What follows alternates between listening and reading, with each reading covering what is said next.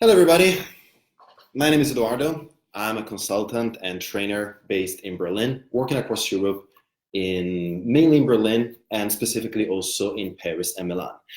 And everything I do is centered around one specific belief, which is the fact that people are the number one driver of sustained success over time for any organization.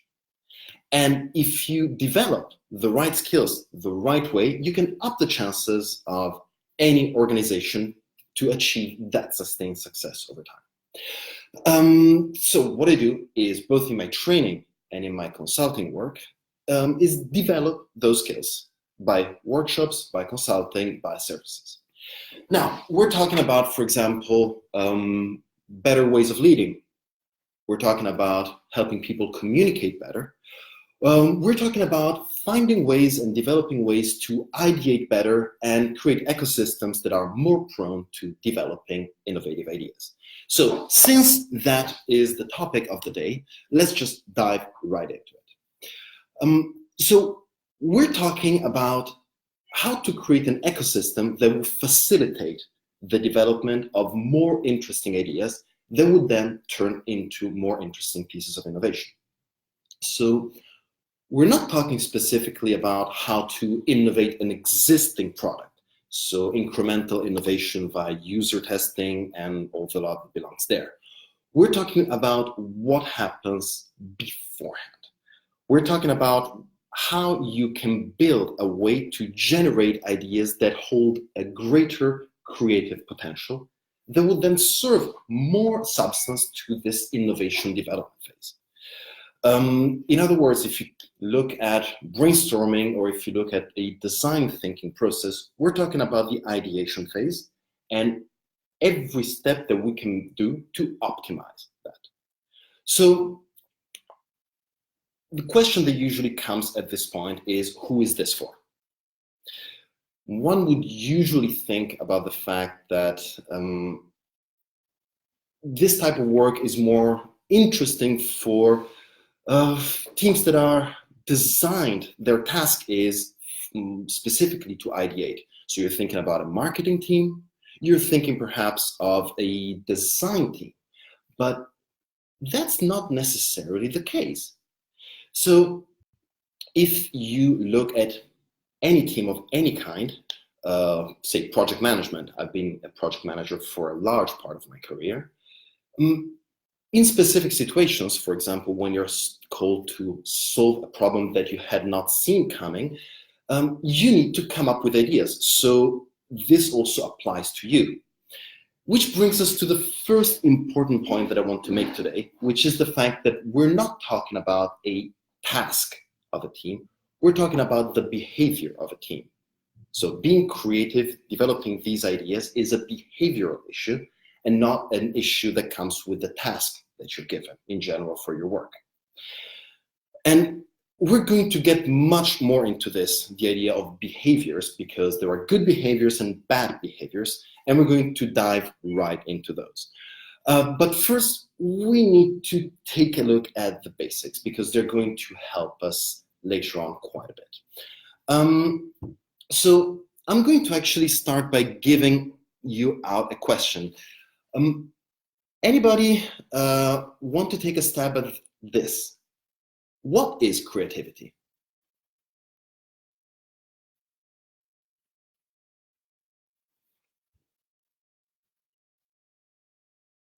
Think about it. You're thinking about having ideas, you hear a lot about innovation, you hear a lot about how to be faster in innovation, but what's the mechanism behind? What is creativity?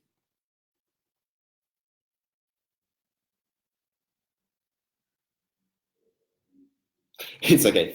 So usually when I ask this question, it's something that people don't necessarily expect and that basically creates a silence in the room whenever I'm making it live. But at a certain point, people will start mentioning something like creativity is having innovative ideas, thinking out of the box, developing solutions that had not been developed before. And all of those are great ideas They're great concepts, but we're not talking about creativity. Those are the effects of creativity. I'm thinking about what the mechanism behind is. Anyone wants to take a stab before I reveal the answer?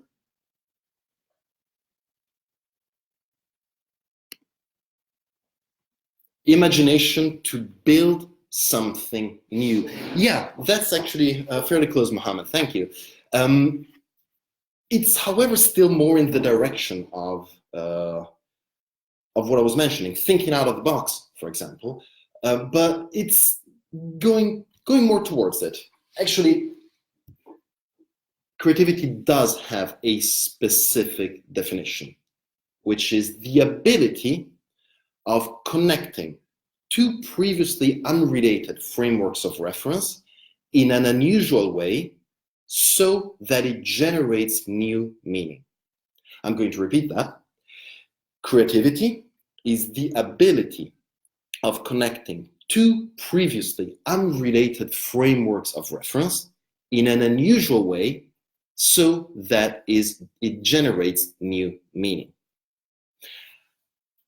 So I'm going to give you an example with a joke.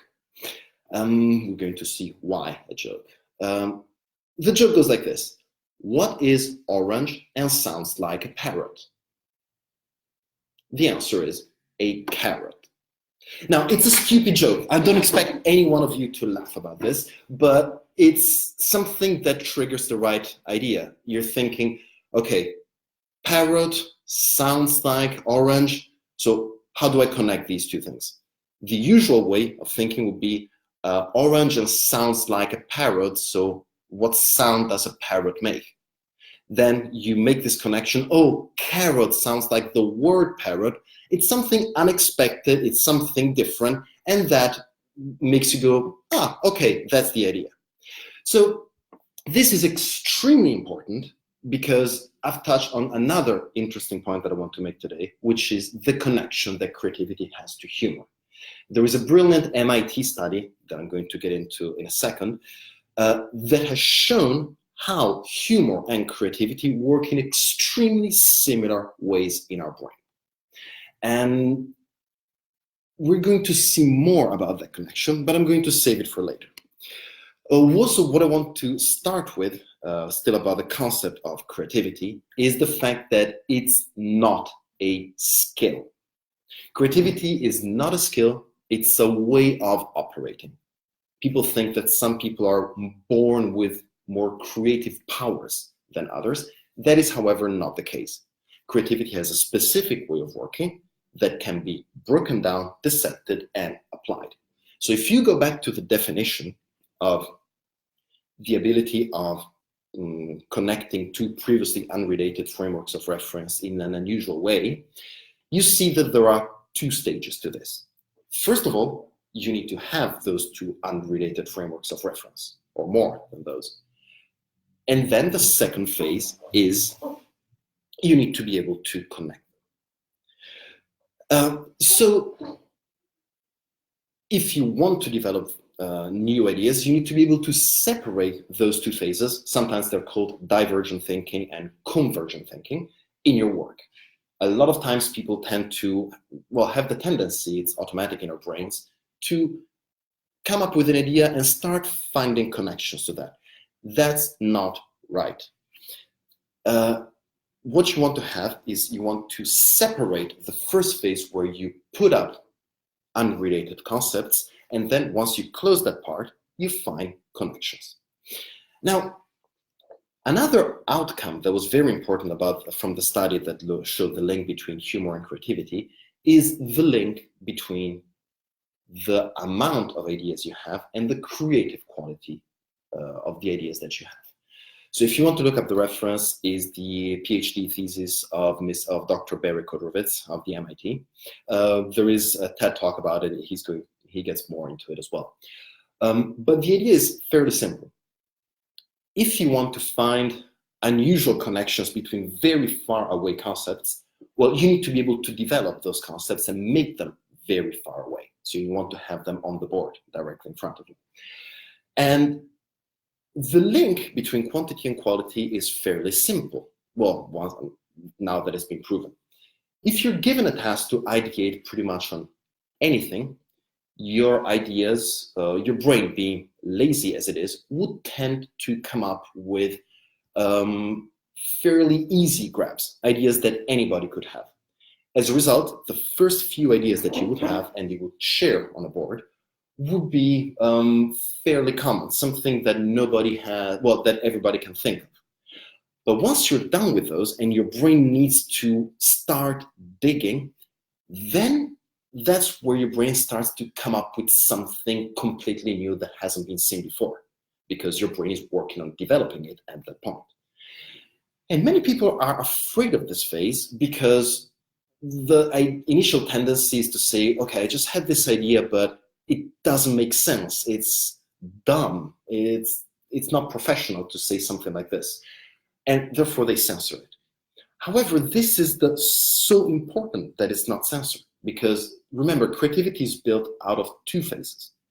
The one where you bring out all the points you want to connect, and the one that helps you connect the points. And you want to have very far away points, and the sense making of the connection will only happen in the second phase. So whenever you're in this first phase of just generating ideas divergently, the key aspect is do not look for meaning, do not look for sense. Sense is something that will come up later.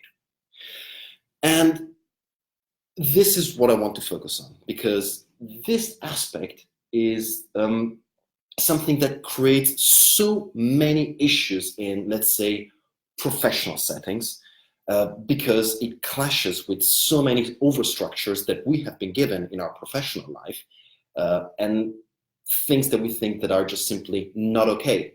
We don't think is a good behavior to say something silly in a professional setting, whereas it is key. Now, before I go ahead, anybody has any questions so far?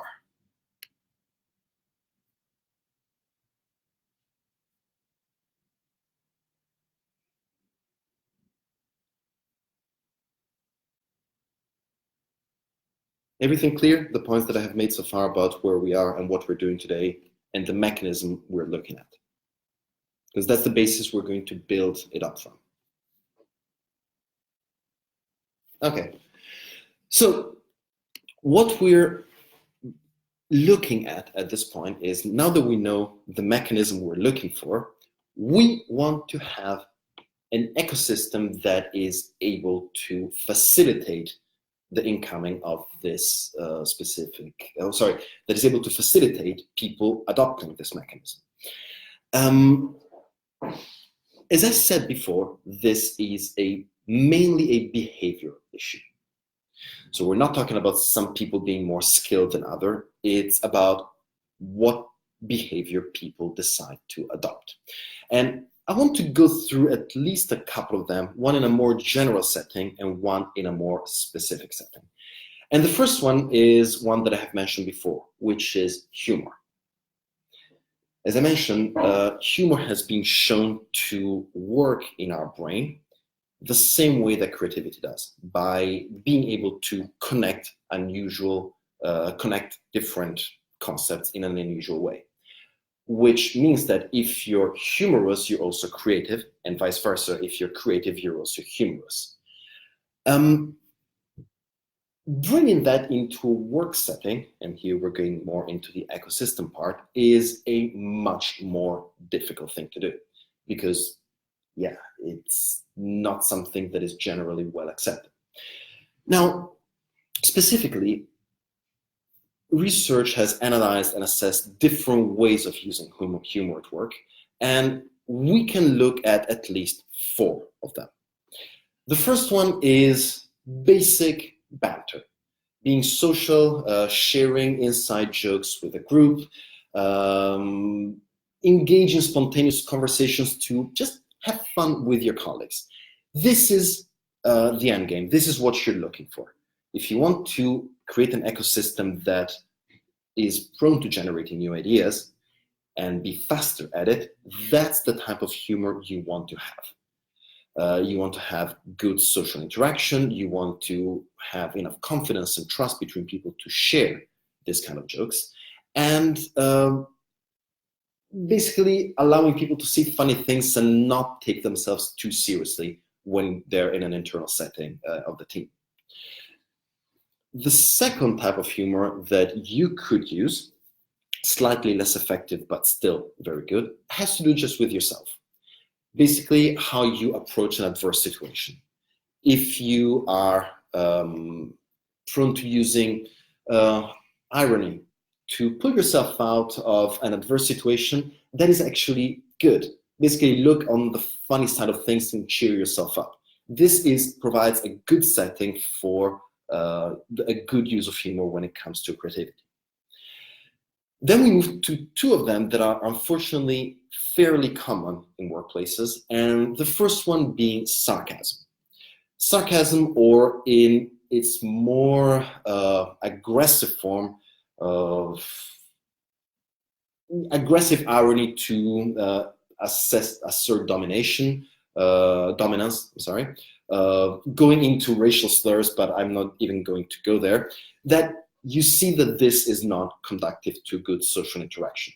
If your boss is starting to use this type of humor, or is a habit to use the humor because, well, he's the boss, I've been working with leaders that behave this way, well, that is not a good way of facilitating the insurgence of good ideas. And the fourth one also has to do with you, the fourth type of humor, which is ridiculing yourself in order to be accepted within a group. Basically trying to be funny and pointing out your flaws constantly in order to install a sense of pity in others. Well, that really does not work when it comes to a good use of humor that is working the same way as creativity does. So this is fairly vague, so I'm going to make it somewhat more practical. The researchers that have come up with these ideas and have developed the use of humor in the workplace have actually done something which I find awesome, which is a test to have a look and assess what your humor style is. So if you look at humorstyles.com, I'm going to write it in the comments.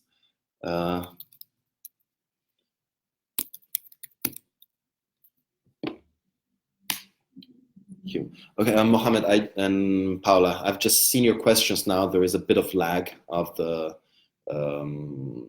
in messages. I'll get to your both of your. Well, Mohammed, I'll get your question in a second. So if you want to take a look at what humor you currently use, and if you want to have your team take this test, well, you can assess the situation and see whether you need changes, whether you need to work on this, and create a better social environment in this direction. Moving on to another type of behavior, I want to look at what happens when you're enclosing people in the necessity of having to come up with good ideas.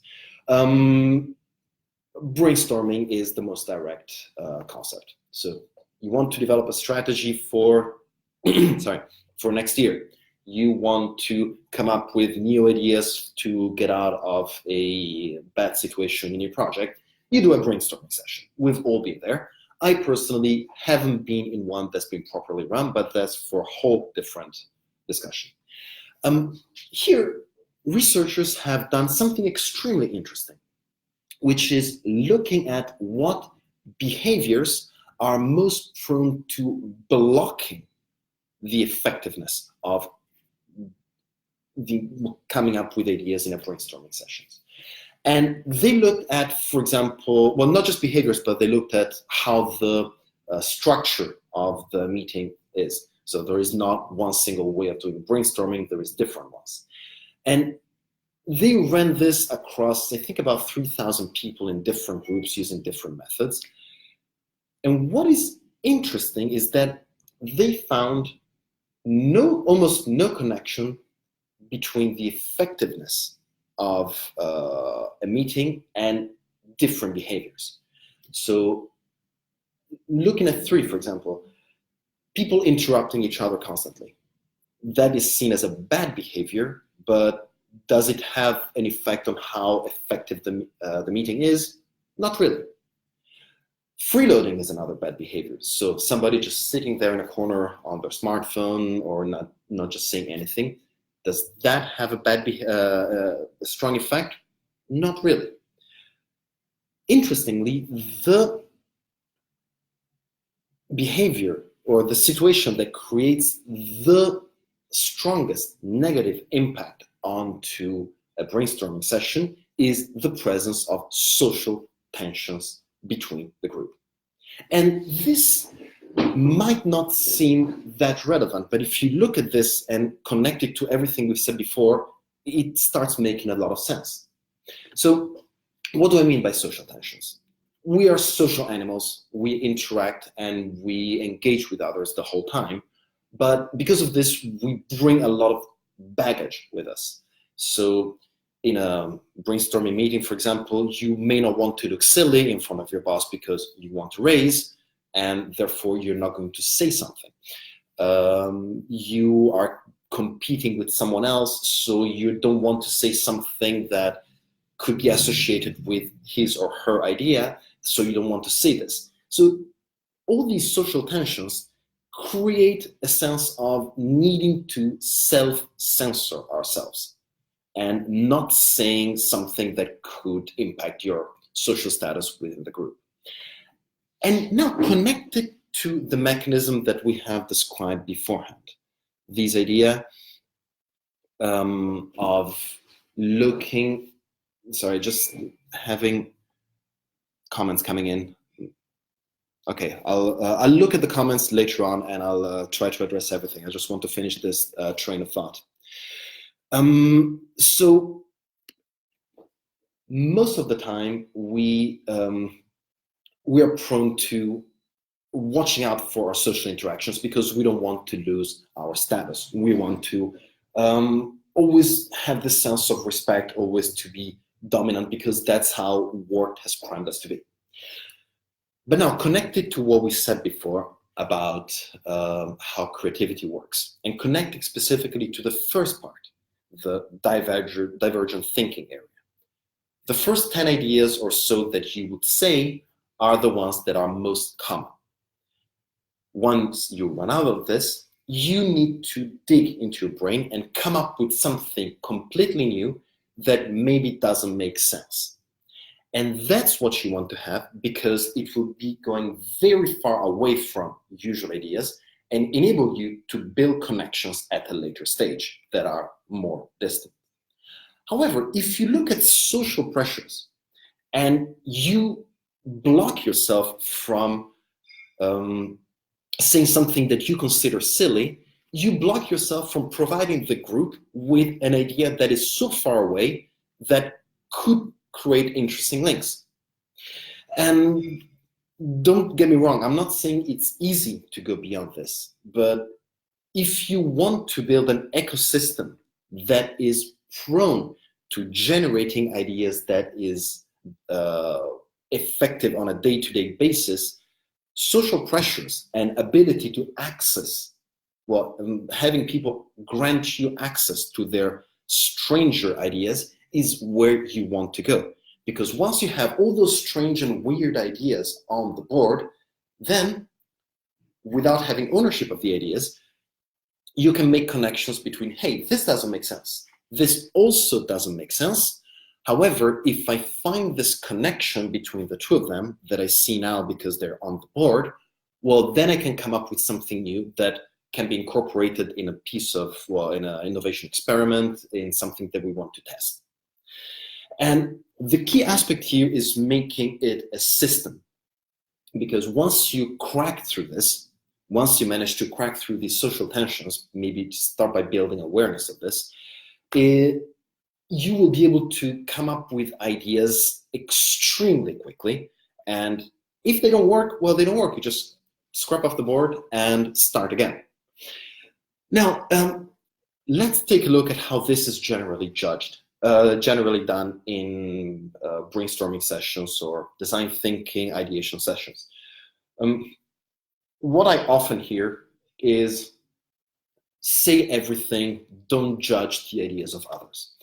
And this makes me doubtful somehow, because considering everything that there is to it, considering everything that comes up when you look at how creativity works and what there is behind it, well, it seems a bit reductive to just say don't judge others and not do more work into it. Because don't judge others is just something that is usually said there, and of course everybody judges you and you judge everybody. Because, well, that's how most teams work together. There is some competition from, well, teams that are completely free of social tensions are very rare. I have seen and been in one, actually, but I consider them to be more an exception than anything else. So if you want to really, we were talking about, optimize the ideation phase and build something that is more prone to coming up with disruptive innovation potential, and you want to create an ecosystem that builds around this, well, that's what you need to work on. So looking at social tensions, looking at facilitating, looking at explaining how this mechanism works and why abating social tensions is important, and bringing in a good use of humor. And I'm not saying it easy. If this sounds hard, it's because it is hard, but it's something that would pay off later on. Now, this is one way of looking at this. However, I recognize that this is something unusual that I'm coming up with, something that not many people are, I wouldn't say aware, but not comfortable with. It's something that most professional environments don't really recognize as important.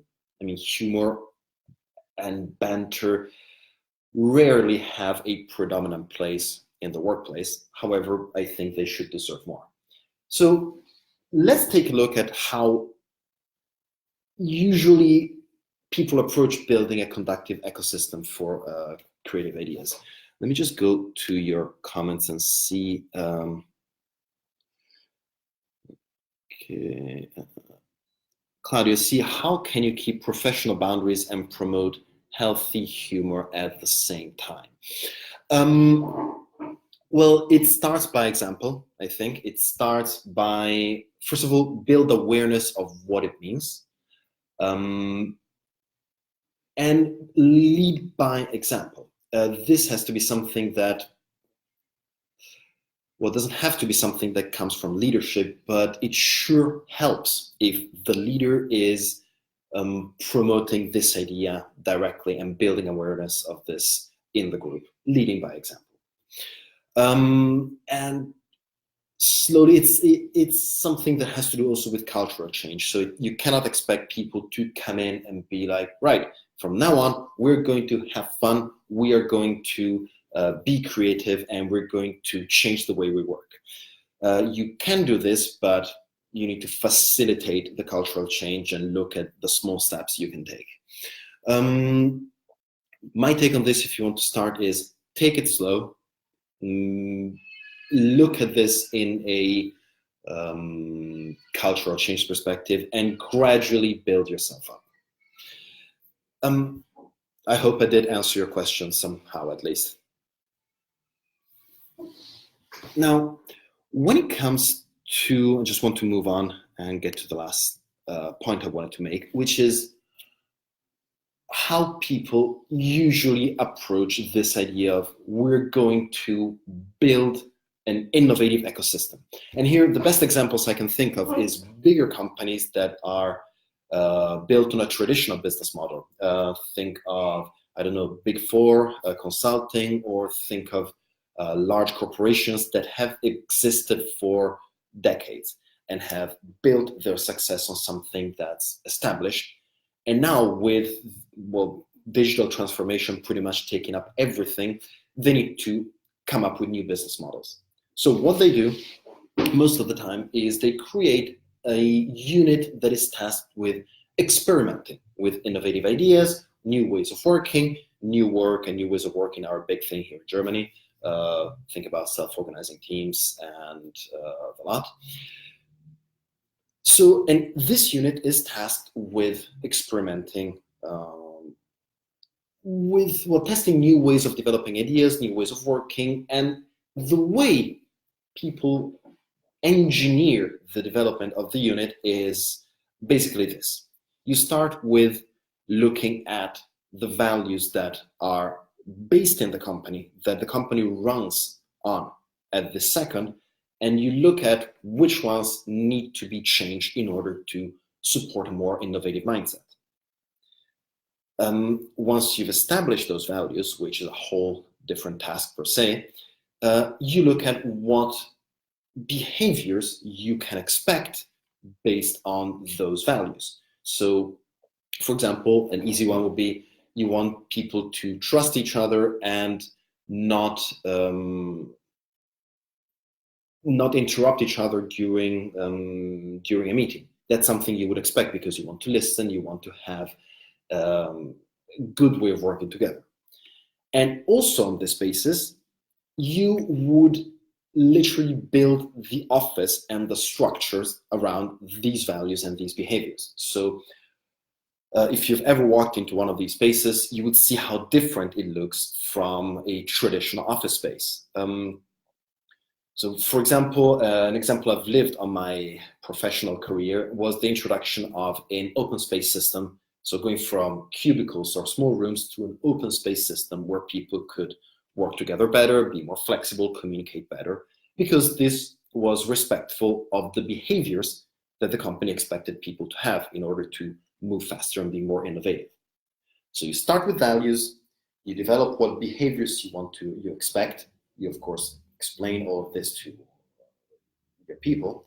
You build the office or you renew the office built on this basis, and you also look at how meetings are run now, for example, like what changes you need to make in your day-to-day routines.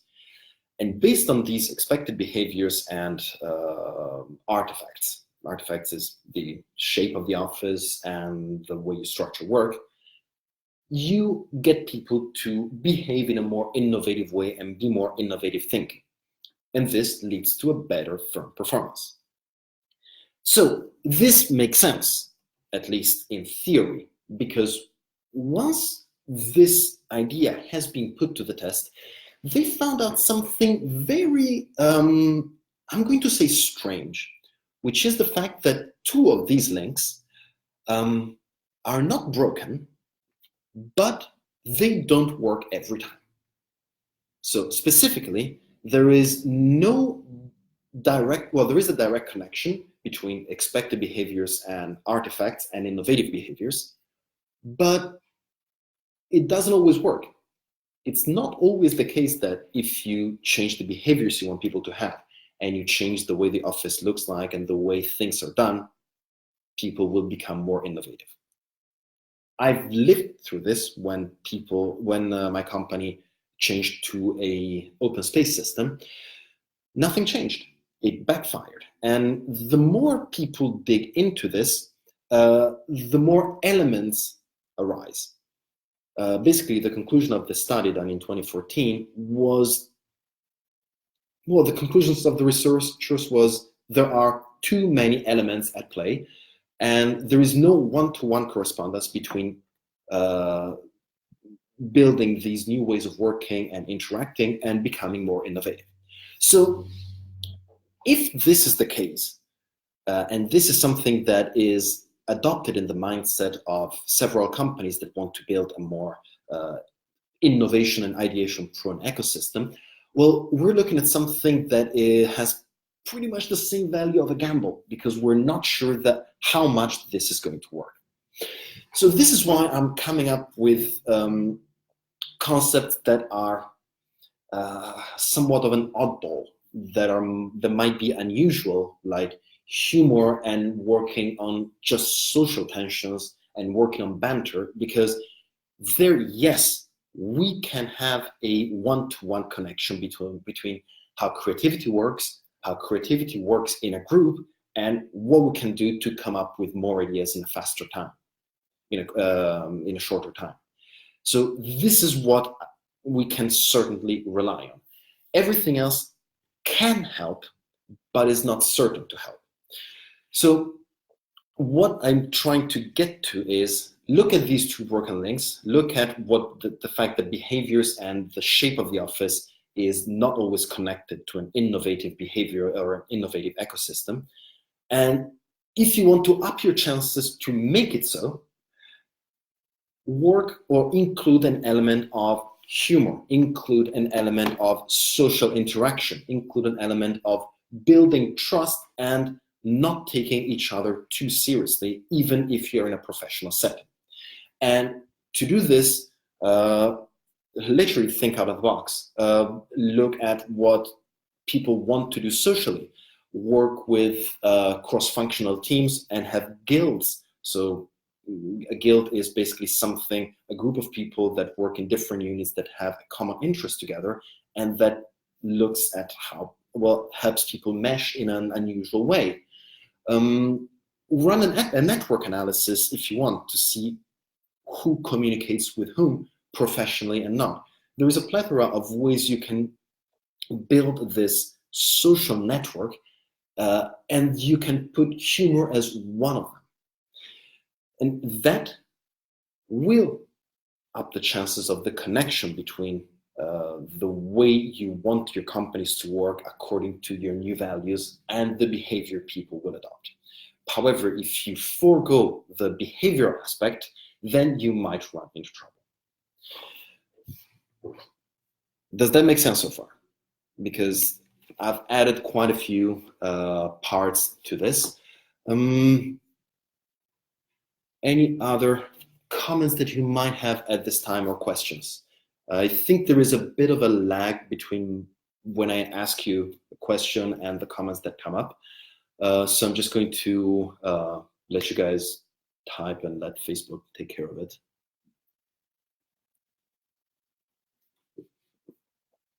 And in the meantime, look at what notes I might have missed at some point.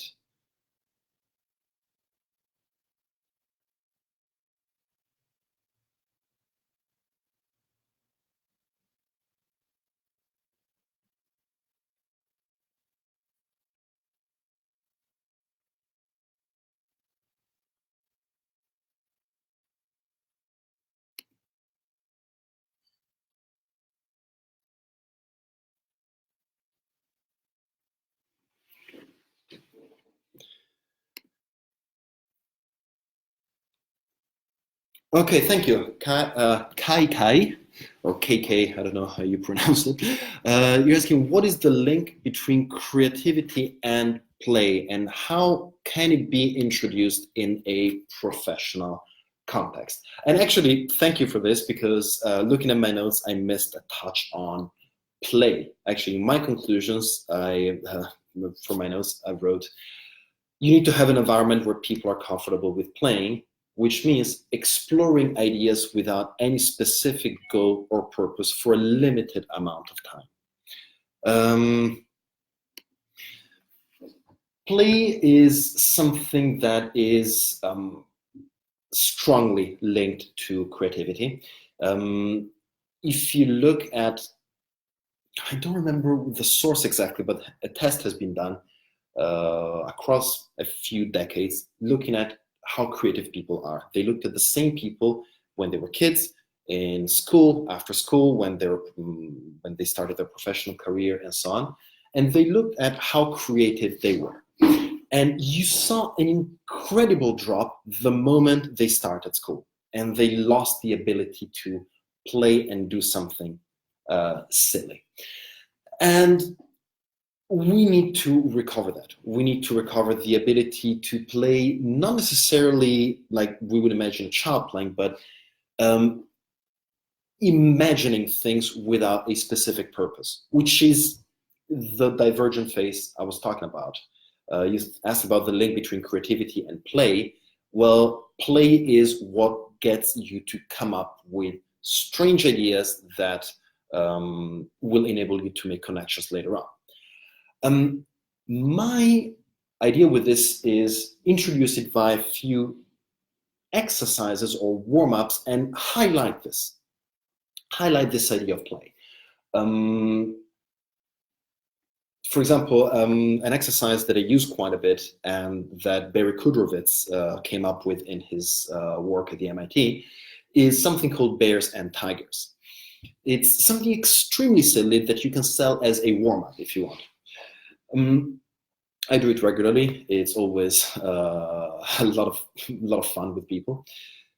Basically, you put people in between pairs, and one of them will play the role of the bear, one of them will play the role of the tiger. And the task is simply to try to list as many ideas as possible for reasons as possible for which a tiger is awesome.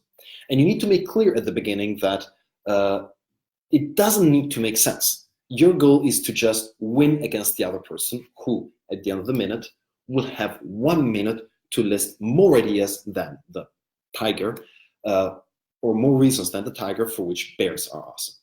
Now, what this does is, again, your brain will look at will recognize the mechanism, and in the beginning will go through simple ideas that anybody could have. So bears are awesome because they have nice fur, because they live in the forest, because they eat honey, stuff that we all know. But at a certain point, you will run out of those ideas and have to say something stupid that you wouldn't necessarily say, but you want to win this silly game. So you will say something like, bears are awesome because they jump on rainbows.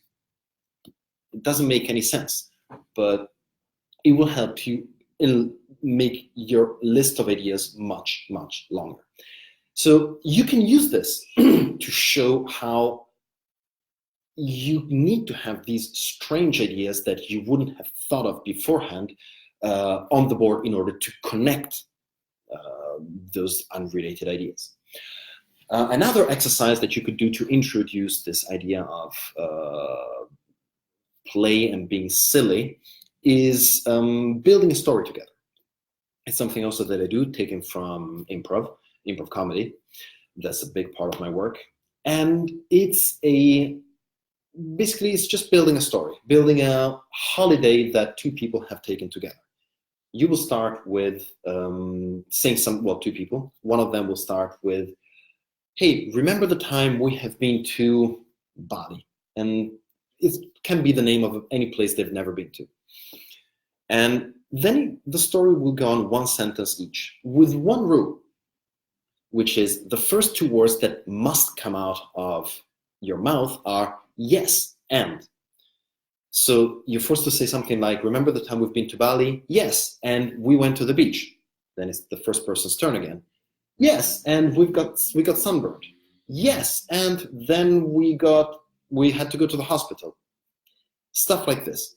What happens is that people will make connections with ideas that they couldn't necessarily have done by themselves, that were unusual and unexpected for themselves, and that have brought them to a place that none of them was thinking they would end up to. And this is something that is able to highlight the mechanism, saying, look, you've done something like this in a silly way, but you've built something that feels tangible and real, and you want to be able to bring this in your company. So why don't you try to incorporate this mechanism or this way of thinking for a project that you're doing? Just play with it. See, hey, let's see how this works. And then let's see what we come up with. And then you can take a look at how it went and correct course. So this would be my idea of introducing it in a professional context. Start small. Sell it as just a game if you want. Set it as a warm-up. It works very well because it lowers people's expectations of what's about to come. But it will make them aware of the idea.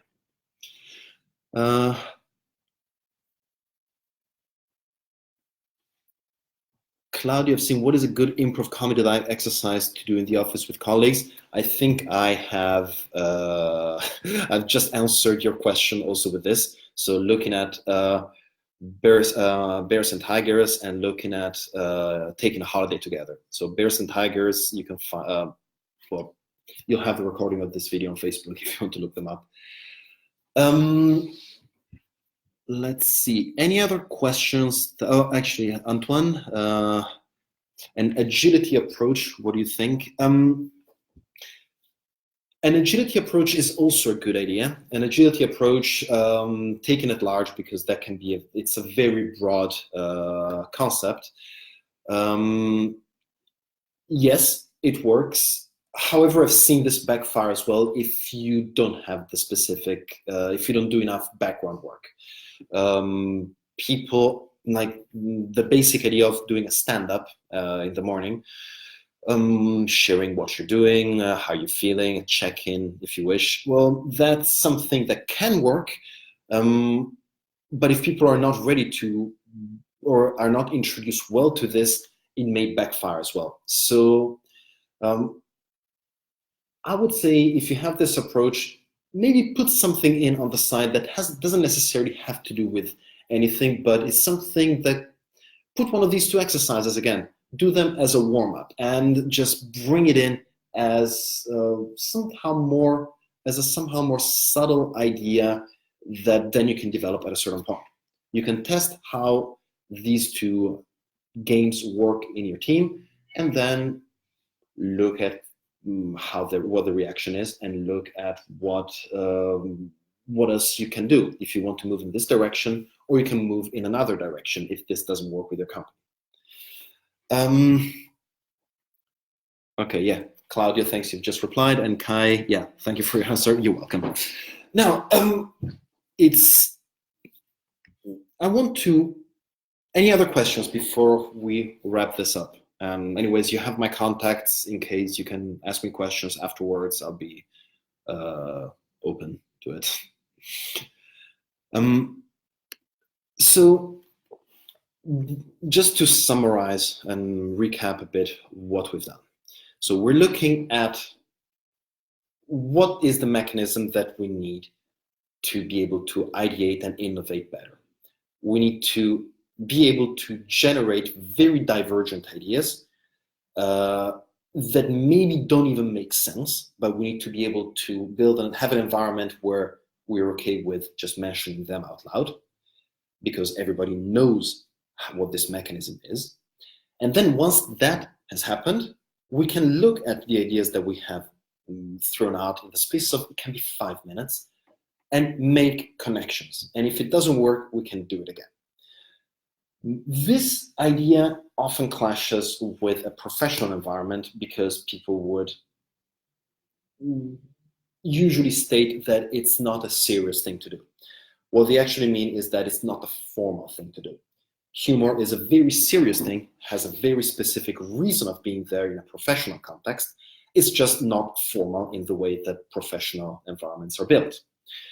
So in order to develop an environment that is conductive to this mechanism taking place, we need to work on introducing humor, specifically two good types of humor. One of them is social banter, building inside jokes, being able to make and take a joke with each other and not take each other very seriously. And looking at things with irony. So this is more inward looking at how you approach a difficult situation. That is able to build an interesting base. You can, and on a more specific aspect, what we want to have in a specific ideation session is an environment where social pressure doesn't exist, or if that's too far-fetched, is lowered to a very heavy degree. A good way of doing this is having your leader be the initiator of it. So usually people are afraid of the highest paid person's opinion, and because that's what's going to dominate the team building session, the brainstorming session. However, if that person comes up with very silly ideas and keeps on going with this, that would encourage the formation of this mindset. So what you want to have is take these points, and if you have a larger strategy to develop something that is more conductive to innovation in your company, you want to work on people skills as well as rituals, ways of working. We were mentioning agile before. These are all relevant and important and can help develop an innovative mindset, but not by themselves, or not necessarily by themselves. So these ideas are ways of upping the way you're working. Upping your chances to get to this point. So expect clashes with the usual way of working, with the idea of professionalism, that you need to be professional at work. There is no room for silliness, play, and emotions in general, which is yet again another different topic. However, this being professional and respectful is exactly the issue why so many companies have a staticity issue. So when it comes down to you, look at like what you can do. First of all, check where you are with humor. Check what style of humor you use and what you can do with this. You might not be aware of this, so I'm going to share the link of the humor test again. This was it, right? Sorry, humorstyles.com.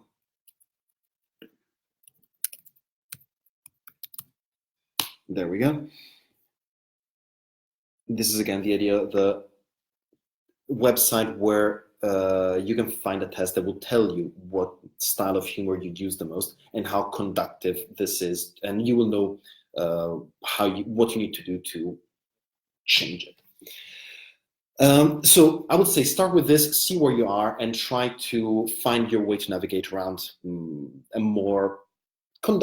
humor style that is more conductive to an ideation session. So I'm getting a bit lightheaded now. Talking for an hour is a bit tough. Second one, look out for social tensions and specifically see how they impact your next brainstorming session or your decision-making tension, and see what you can do to remove them. Start, maybe if you're in the position to do so, look at or suggest a game to start the session. So Bears and Tigers, or the Taking a Holiday Together that I mentioned before. And look out for two words: yes, but. Yes, but is what is basically a no. It's what is said in reply to an idea that is suggested, and it means I hear what you're saying, but I'm not interested at all. My idea is better, and I want to dominate it. So this kills access to those creative ideas because people will not be prone to sharing them, and this builds an idea of everybody wanting to dominate and yet increase the social tensions that exist within a group. So I would look out for those, and depending on your position, depending on where you are, start introducing small ideas of play and start sharing awareness of what it means to build an environment, or what it means to be creative, what mechanism you're looking for, and see how people react to it and how far ahead you can go from the start. Questions for this? Maru, I think, yeah, there is. This will be recorded on Facebook. You can access it later. Antoine, you're welcome from the webinar. If you watch this recording later, if you've gone already, well, thank you for being here. Well, for now, I would say if you don't have any other questions, I would close it down here. I'll be doing more webinars in the future. The next one is already on Eventbrite. I will share the invitations later. The next one is going to be focused on leadership skills. I hope to see you there. I hope this has been enjoyable for you. And feel free to share this. Feel free to share the recording with people that might find it interesting. And any questions, you have my contacts on the Facebook page. Feel free to reach out. I'm always happy to chat. Thank you very much, and have a great day. Thank you so much.